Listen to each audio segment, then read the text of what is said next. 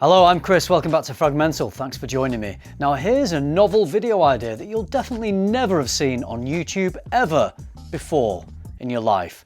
Best designer fragrances for a night out.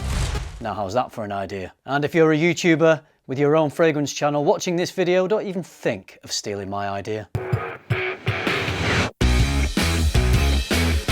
I love a night out, I've had many of them. I still do have some these days, occasionally, not as much as I used to, but when I was a little bit younger, there were a lot of nights out. Something that was always very important to me on a night out was obviously looking good, it was having the style and having the haircut, but it was also having the smell. And most of my time when I was younger, I think it was probably Jean-Paul Gaultier's Lamal that I was wearing for the majority of my nights out. But since then, oh, how my eyes have been opened to the possibilities. It's just a little bit of a shame that now I've got all these night out fragrance choices. Now I've learned a little bit more about fragrances and I've grown this huge collection that I'm having less nights out to be able to use them. But here are my recommendations nevertheless. I'm gonna start off with a discontinued fragrance. I'm sorry, I know that some people don't like it when I talk about fragrances that you can't buy, but you can still buy a version of this which is very, very good.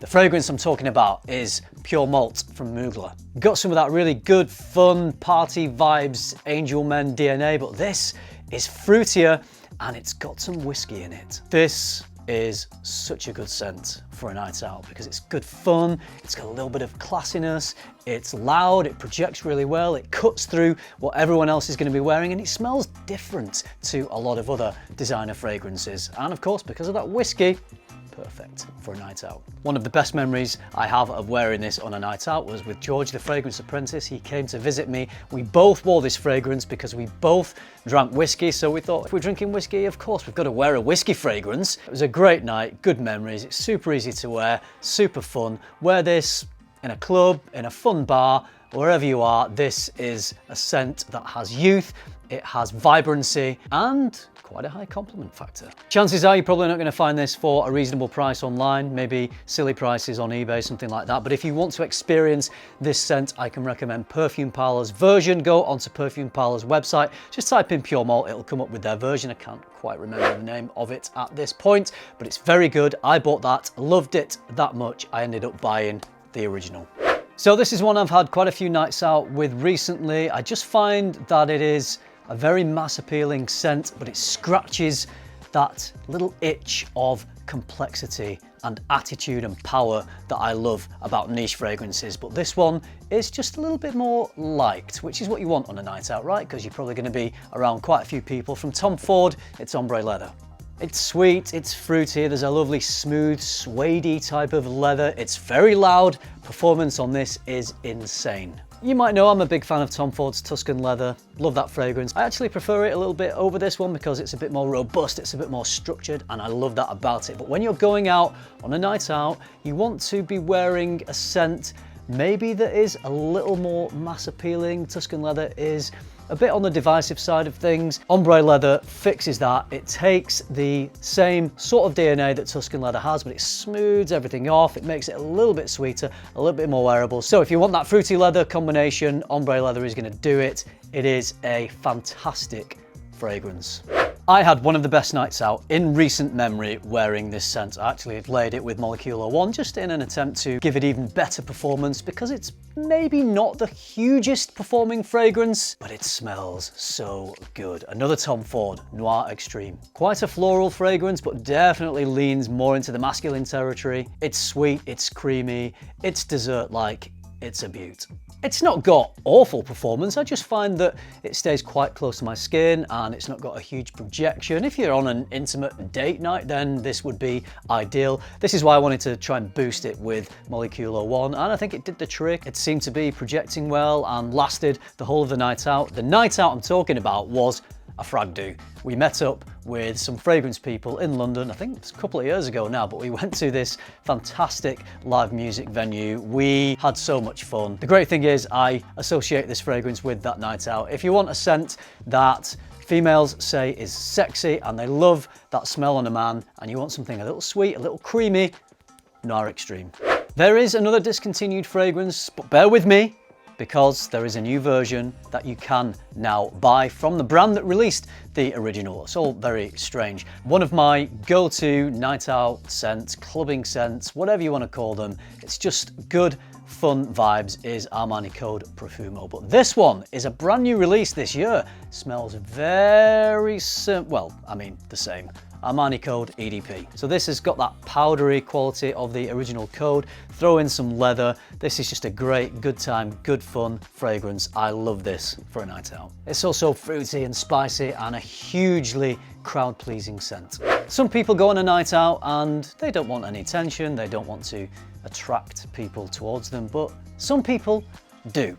I'm just saying, those might be the reasons why some people have a night out, because they want to meet someone. And if you want to meet someone, you want to bring people towards you. And what better way to do that than to turn yourself into a magnet? The scent that is going to do that for you is Boss The Scent Magnetic. This is a sweet, fruity, spicy little number. Not necessarily a game-changing, iconic type of smell, but for what it is, Boss makes sure this gets the job done. There's something about this fragrance. It doesn't smell that different. It doesn't smell unique. I feel like, yeah, maybe I've smelled things similar to this before. It's perhaps a little generic. It's a sweet, fruity, mass appealing, easy to like fragrance. Probably going to get a ton of compliments. It's that sort of scent. But the way that Boss have done this, they've done a really good job of making a scent that could have just been generic, you've smelled it before, into something that is kind of an elevated version of that, I think is the best way to describe it. I just love wearing this. It's such a great, fun, sweet night out fragrance. Sweet as in the same way as Jean Paul Gaultier's Ultra Male, which is one of the go-to OG night out clubbing fragrances. So if you want sweet, if you want fruity, if you want people to notice you, then Boss Magnetic is probably gonna pull in those compliments. I've already mentioned the fragrance that I've worn most on nights out in my life. This fragrance was my wingman for so many years, Jean Paul Gaultier's Lamal. But now I'm a little bit older, I'm a little bit wiser, and I've discovered that tobacco is a great note in fragrances. So therefore, I love for a night out, Lamal Elixir. Gives me that lovely hit of a bit of the original Lamal with some lavender and mint, but it combines it with tobacco and honey. I find that the tobacco and the honey add this deeper, more structured element to the fragrance. It gives it more attitude. So it's kind of like Lamal that is more modernized. It's got more attitude. It's got more of a modern sensibility. This is a great reimagining of that game-changing, iconic Lamal DNA. It darkens things up a little bit. It sweetens it in a different way with the honey. If you want the benefits of the old Lamal mixed in with all sorts of notes that are so good about modern day perfumery, Lamal Elixir is gonna do it. This is one of the best night out fragrances.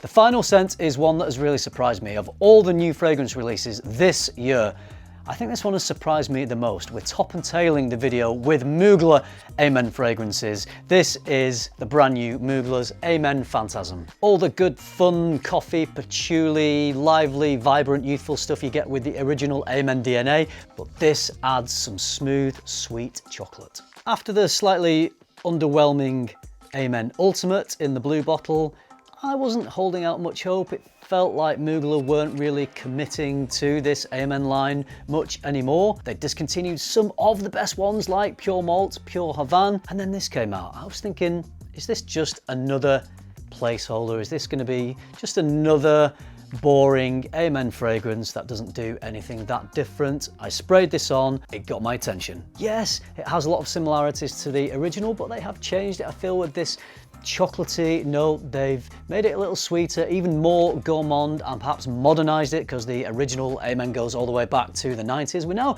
in 2024, so I think we were ready for a rebooted version of this. Yeah, I guess they could have been a bit more adventurous. They could have played into a hero note like so many of the Amen fragrances do, but this is a solid scent. I've worn this now on a couple of nights out and it projects, it lasts. It's like a knife through hot butter, the way that it cuts through the air and cuts through the plethora of other designer fragrances that people might be wearing on a night out. I've been seriously impressed with this. I've loved it. It's fun, it's got great performance. It's just good designer perfumery. I hope this is a sign that Mugler might commit a bit more to the Amen line over the next few years and release some banger fragrances like we've had in the past, but time will tell, we will see, but I'm hopeful. Okay, that's my list of some of the best designer night out fragrances that I have. It's all opinion, of course, that's why we do these channels, so we can share our opinion. I'm sure you've got your own opinions. If they're different to mine, then let me know, educate me on your opinion. Let me know which fragrances you like. If you're still lucky enough to be going on nights out, then I hope this video was some help to you. If it was, please give it a like. Subscribe if you haven't already for more videos like this, and if you do all that, you'll see me in the next one. Thanks for watching, bye.